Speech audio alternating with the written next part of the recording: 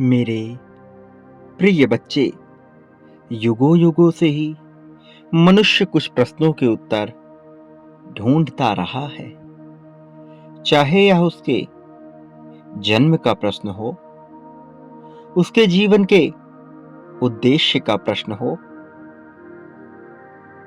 अथवा प्रेम संबंधों में गहराई का प्रश्न हो, धन का प्रश्न हो, अथवा शक्ति पाने का प्रश्न हो।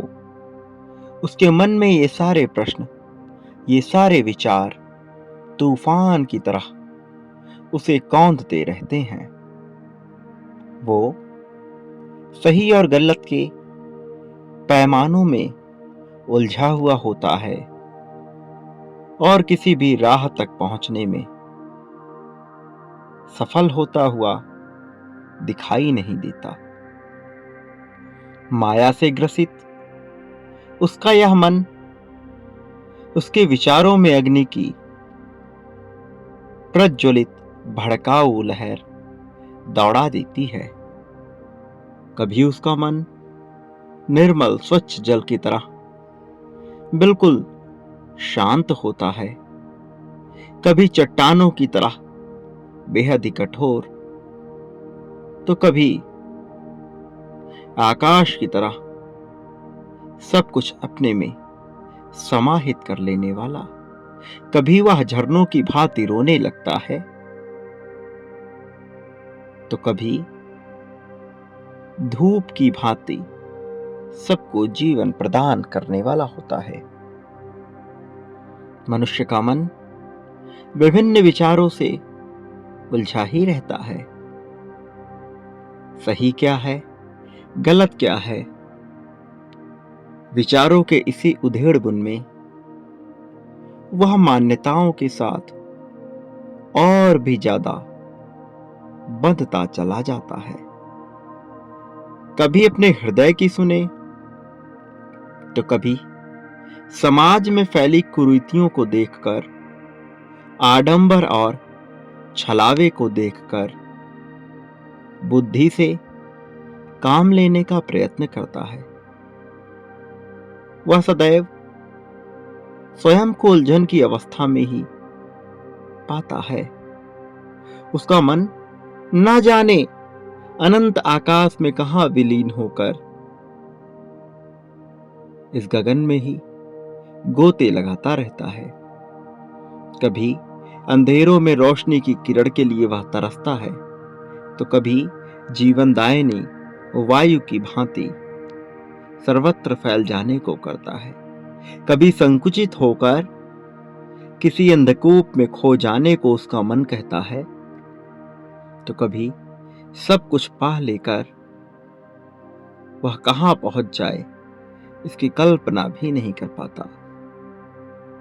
कभी वह स्वयं को समाप्त कर लेना चाहता है और इस संसार के नियमों, बंधनों और मान्यताओं से स्वयं को पूरी तरह मुक्त कर लेना चाहता है, तो कभी लालसावश इसी जीवन को जीने में अपना सब कुछ लगा देता है। किंतु वह जब किसी फैसले पर नहीं पहुंच पाता, तो उसका यही मन उसे बहुत ही ज्यादा विचलित करता रहता है। मेरे प्रिय बच्चे, अब तुम्हारे लिए कुछ बातों को जानने का समय आ गया है। उलझन से स्वयं को जिस तरह से तुमने देखा है, विभिन्न परिस्थितियों में जैसी क्षमता का तुमने विकास किया है, जो निर्मलता तुमने अपने भीतर कुछ समय में विकसित की है,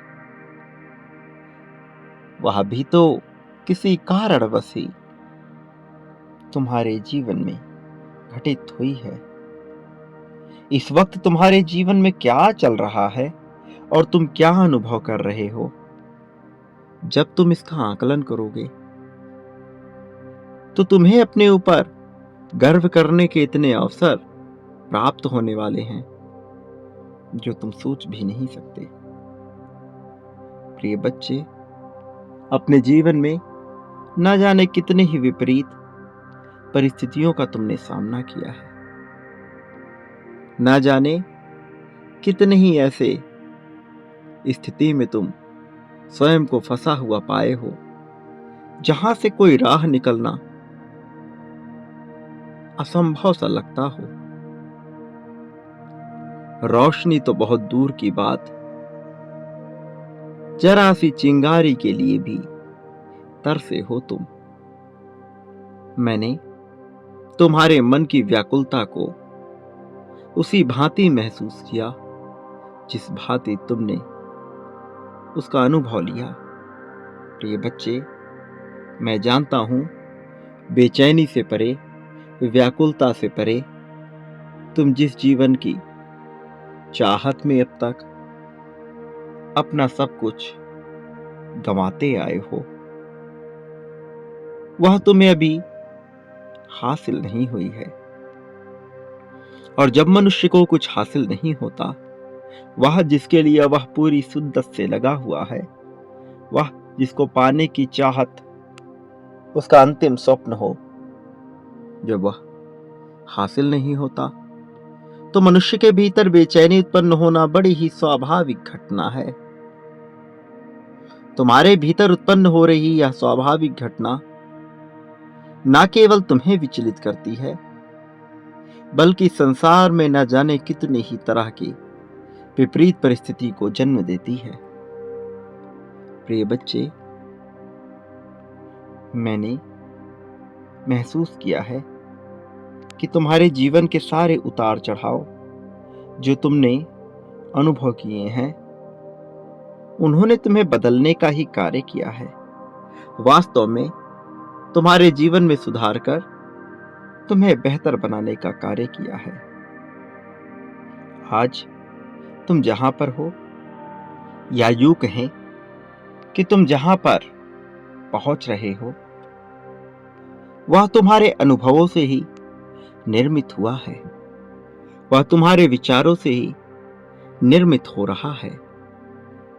अध्यात्म के मार्ग पर जब तुमने अपना पहला कदम बढ़ाया था, तब से ही तुम अपने जीवन के पाप कर्मों को नष्ट कर सटीक दिशा में आगे बढ़ने के लिए बाध्य हो चले थे। प्रिय बच्चे, तब से ही तुम्हारे जीवन के बेहतरी का कार्य प्रारंभ हो गया था। और यह किसी एक जन्म के कर्मों की बात नहीं है, यह आने वाले तुम्हारे कई जन्मों के कर्मों का परिणाम भी साबित होने वाला है। तुम जिसने सही मार्ग का चयन किया है, तुम जो बिल्कुल ही स्वच्छंद और मुक्त अवस्था में उत्पन्न हुई आत्मा हो, तुम जो पवित्रता के डोर से बंधे हुए हो, तुम जिसके भीतर करुणा और दया की असीम भावना छिपी हुई है, वह अब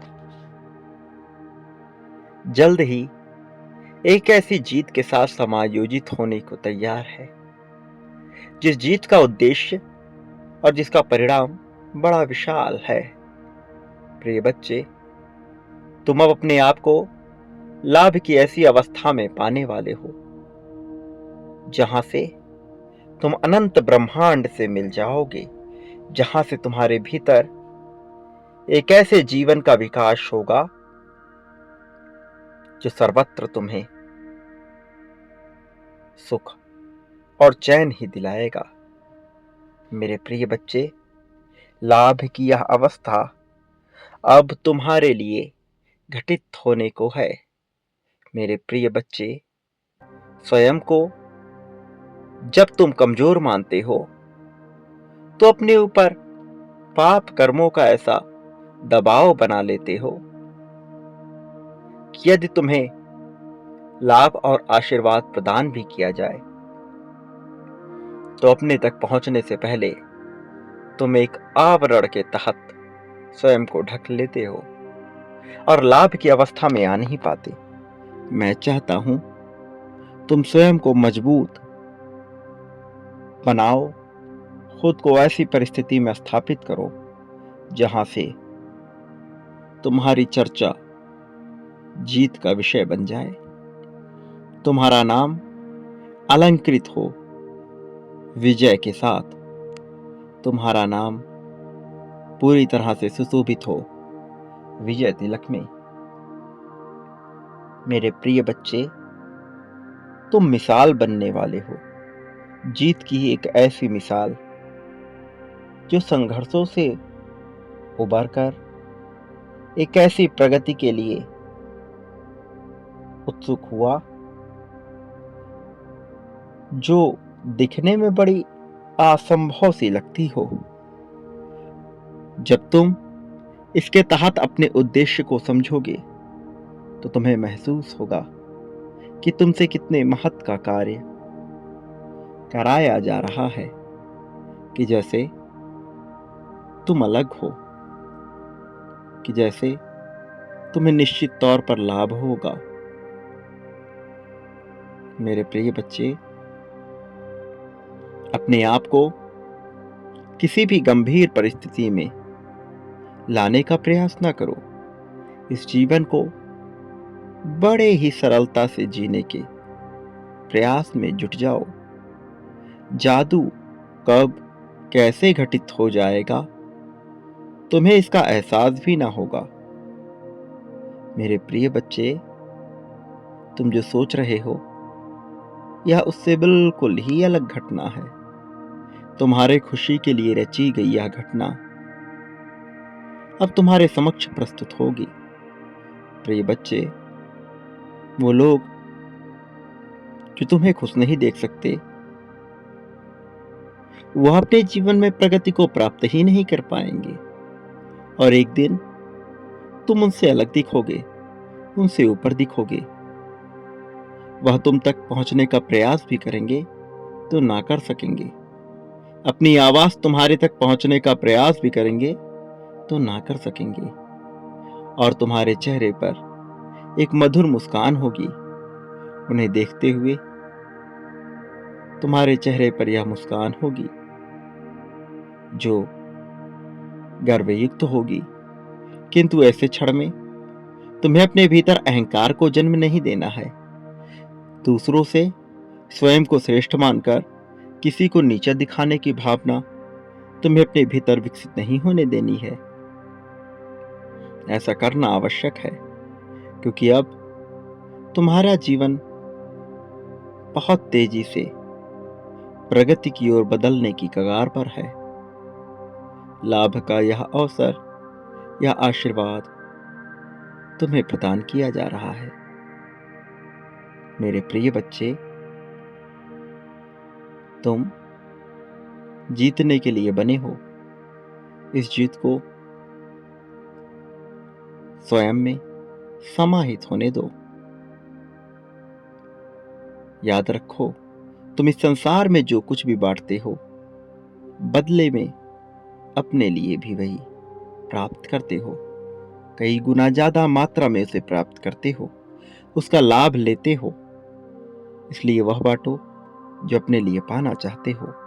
प्रेम, धन, संपत्ति, समृद्धि, त्याग, समर्पण, दुख, सुख, शोक, अशोक, उदासी, खुशहाली, क्या पाना चाहते हो वह बांटना प्रारंभ करो और आभार व्यक्त करो। जिन भी माध्यमों से मैं तुम तक पहुंचा हूं, उसका आभार व्यक्त करो। आज इस चैनल के माध्यम से जब तुम्हें यह संदेश मिल रहा है तो इसके प्रति अपना आभार व्यक्त करो। जो पाना चाहते हो वह बांटो।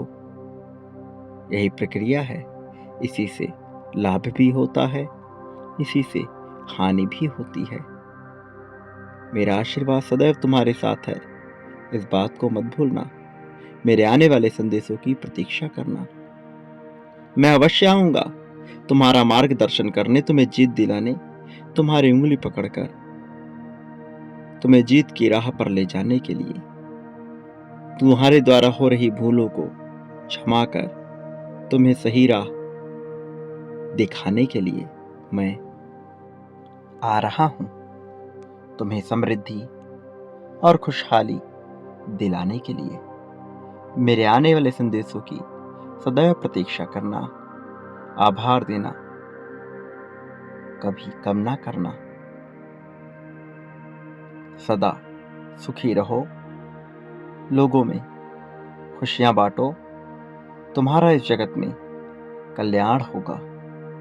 वास्तव में तुम्हारी प्रगति होगी।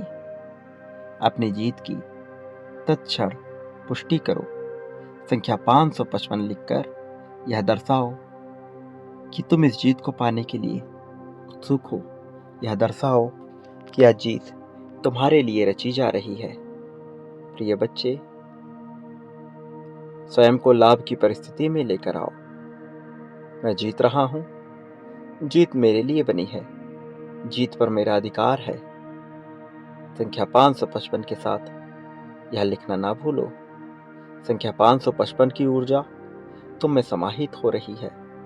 जल्द ही तुम्हें इसका अर्थ पता लग जाएगा। बांटना और आभार व्यक्त करना बिल्कुल भी बंद ना करना। जीवन में प्रगति के अवसरों का दोनों हाथ फैलाकर स्वागत करना। तुम्हारी प्रगति होगी।